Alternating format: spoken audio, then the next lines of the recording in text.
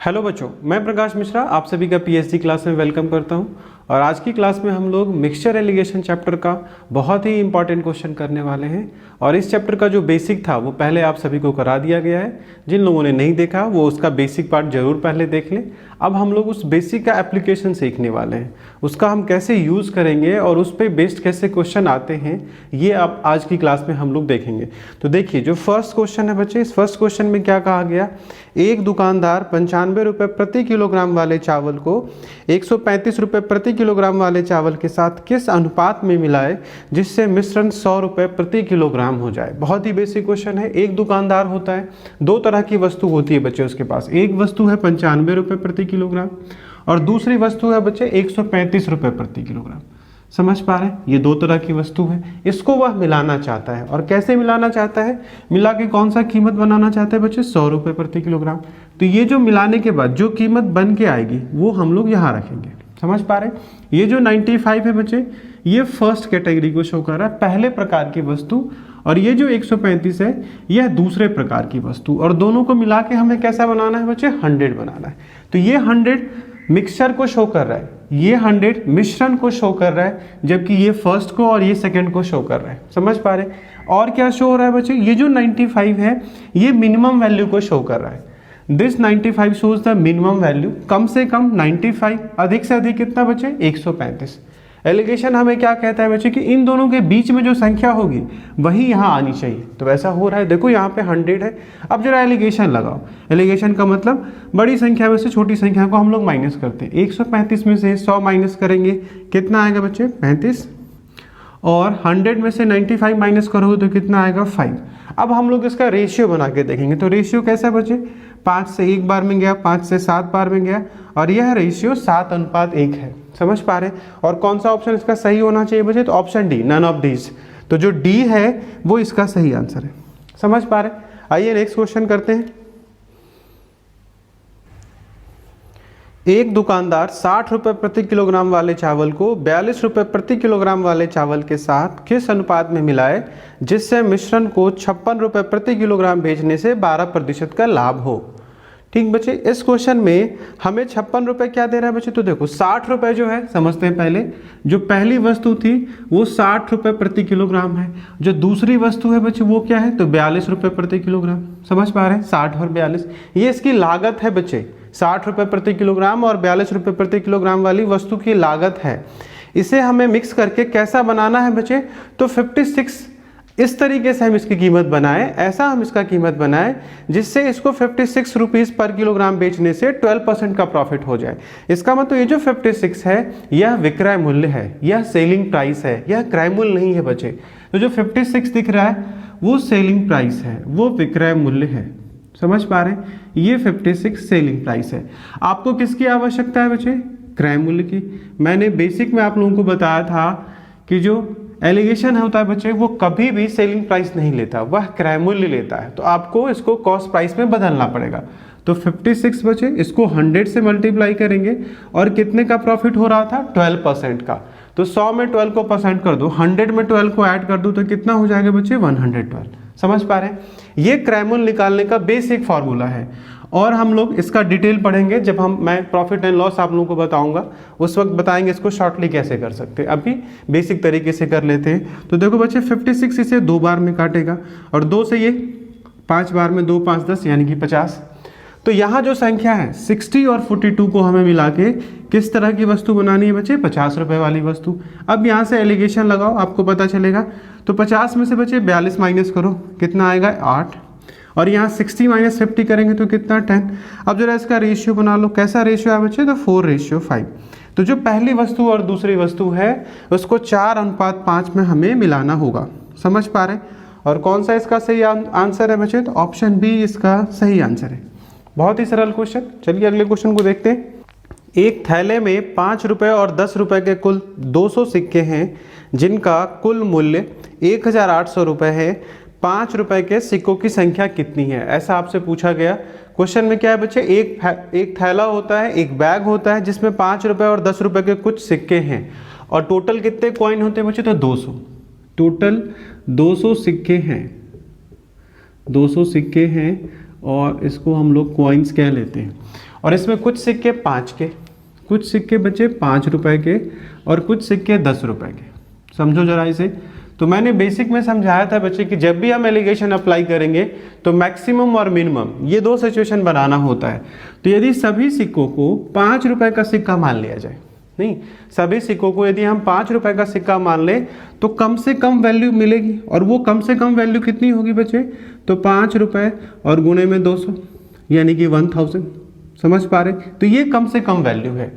यदि टोटल आपसे पूछा जाए कि कम से कम कितना वैल्यू हो सकता है तो सभी को 5 रुपए का सिक्का मान लो। और मैक्सिमम क्या बन सकता है बच्चे? तो 10 रुपए के सिक्के सभी को 10 रुपए का सिक्का मान लिया जाए। टोटल 200 सिक्के हैं, मल्टीप्लाई करूंगा तो कितना आएगा बच्चे?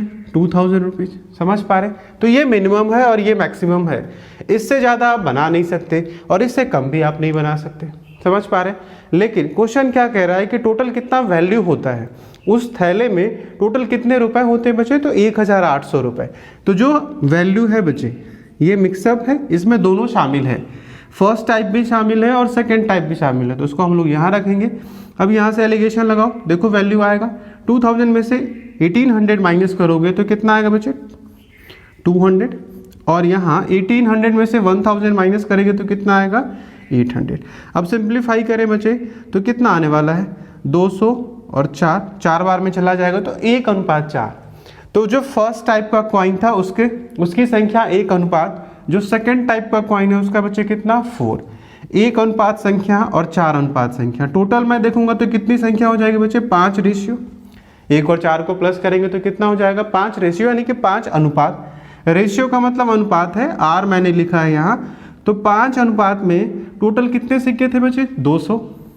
तो 5 अनुपात में यदि 200 सिक्के होते हैं तो 1 अनुपात में कितने सिक्के होंगे? 5 से 4 20 और 0 40।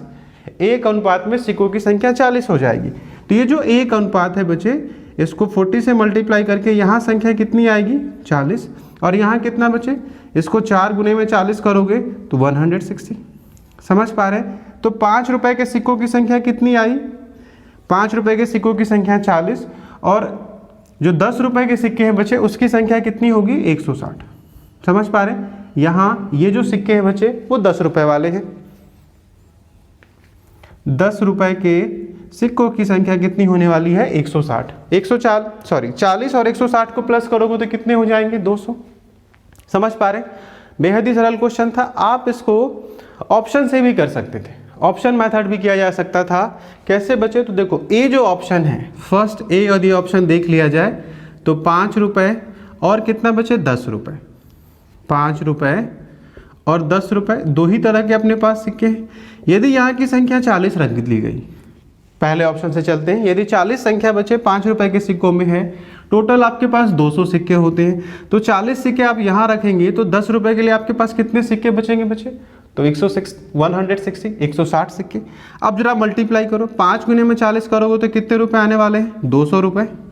और यहाँ कितना बचे? 10 गुने में 160 करोगे यानी कि 1600 रुपीज़। समझ पा रहे? तो 200 रुपये यहाँ, 1600 रुपये यहाँ, दोनों को यदि मैं प्लस कर देता हूँ तो कितना हो जाएगा बच्चे? 1800 रुपीज़। समझ पा रहे हो? तो इस तरीके से जो 1800 रुपीज़ था वो हम ऑप्शन से भी कर सकते हैं, लेकिन ये है कि आपको सभी को चेक करना पड़ेगा। ये तो अच्छा था, फर्स्ट ऑप्शन में था, आसानी से चेक हो गया, नहीं तो बारी बारी से आपको सभी को चेक करना पड़ेगा। समझ पा रहे? चलिए अगले क्वेश्चन को देखते हैं। एक कार्यशाला में 16 तकनीकी विशेषज्ञों का मासिक औसत वेतन 15,000 रुपये हैं तथा गैर तकनीकी विशेषज्ञों का मासिक वेतन 10,000 रुपये हैं। यदि इस कार्यशाला में सभी कर्मचारियों का औसत मासिक वेतन 12,000 रुपये है तो इस कार्यशाला में कितने कर्मचारी हैं? समझ पा रहे हैं बच्चे? आपसे क्या पूछा गया? कर्मचारियों की संख्या कितनी है। तो किसी भी कंपनी में, किसी भी कार्यशाला में 2 तरह के कर्मचारी होते हैं। एक जो हाई पेड होते हैं, जिनको ज़्यादा सैलरी मिलती है, एक जो लो पेड होते हैं, जिनकी सैलरी कम होती है। तो जिनकी सैलरी ज़्यादा है बच्चे वो टेक्निकल हुए, जिनकी सैलरी कम है वो नॉन टेक्निकल हो गए।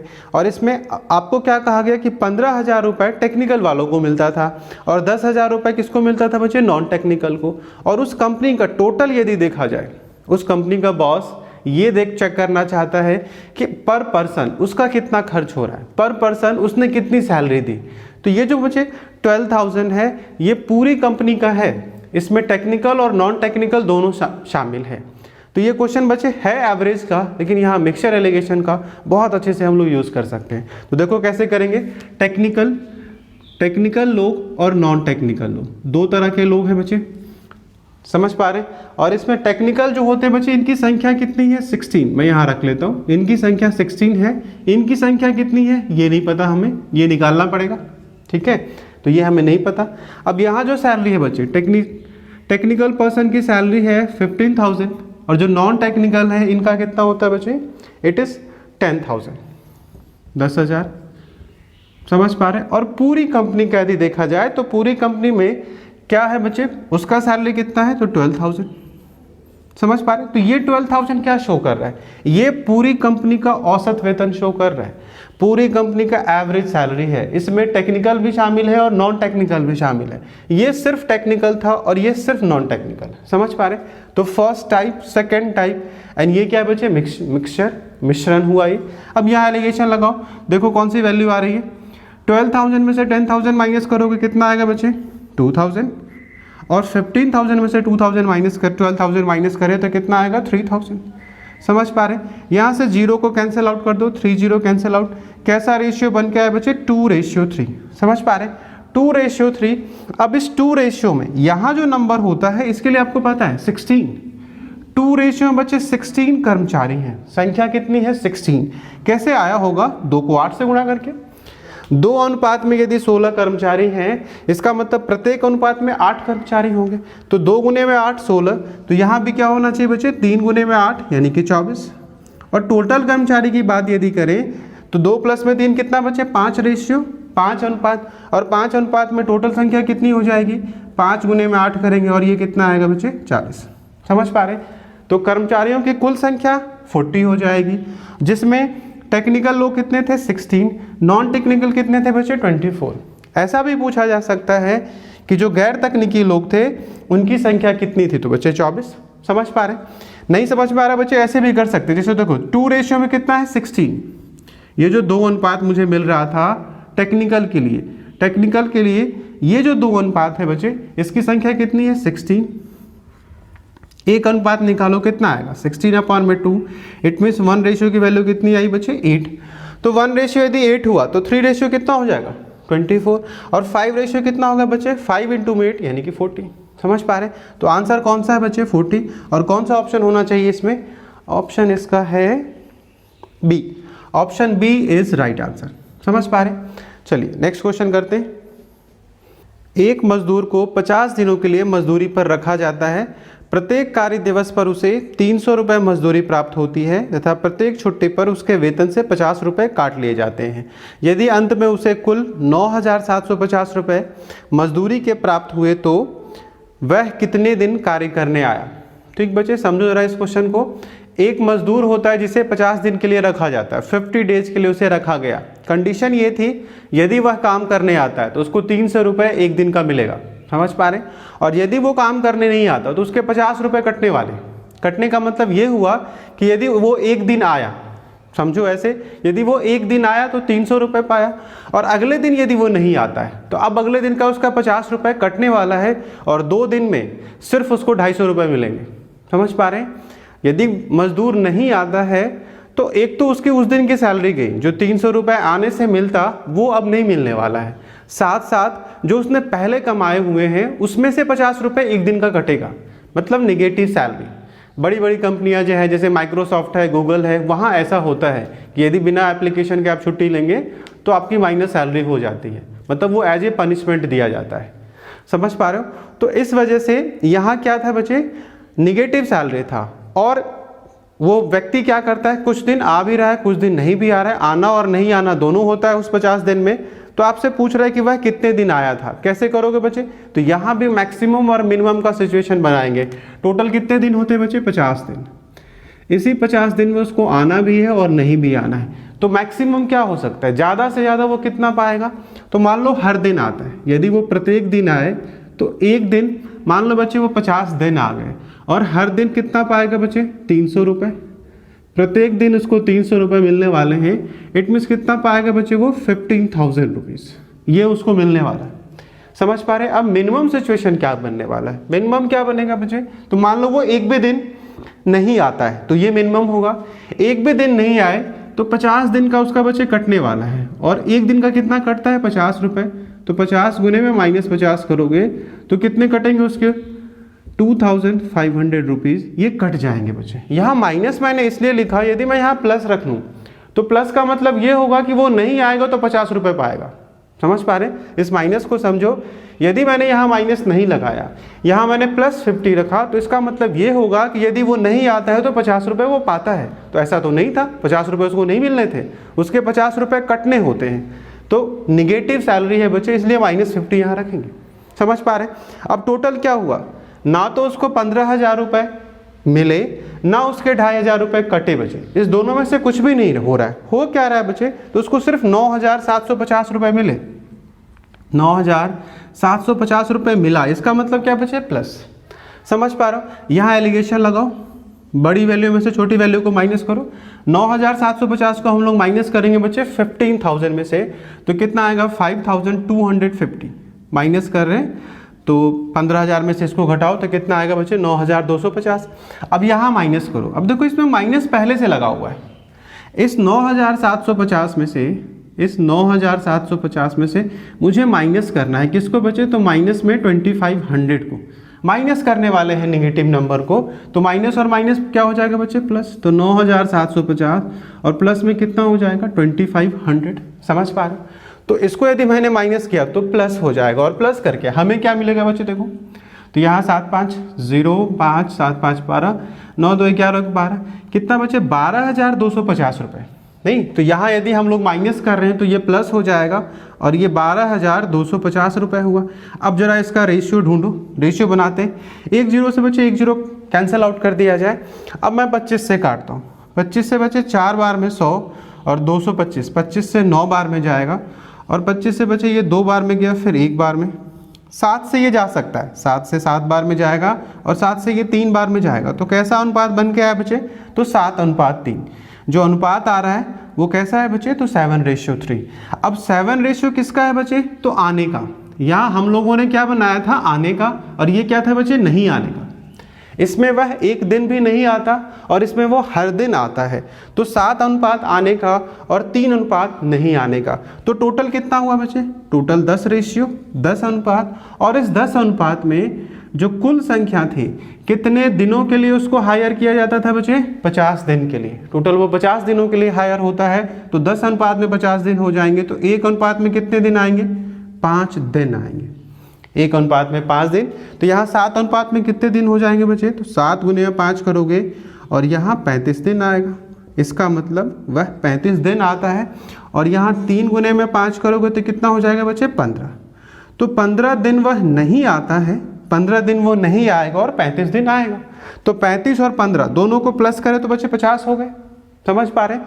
तो टोटल आने वाले दिनों की संख्या 35 और नहीं आने वाले दिनों की संख्या क्या हुआ बच्चे, तो 15। यहाँ नहीं आने वाले दिन थे और यहाँ सभी दिन आने वाले थे।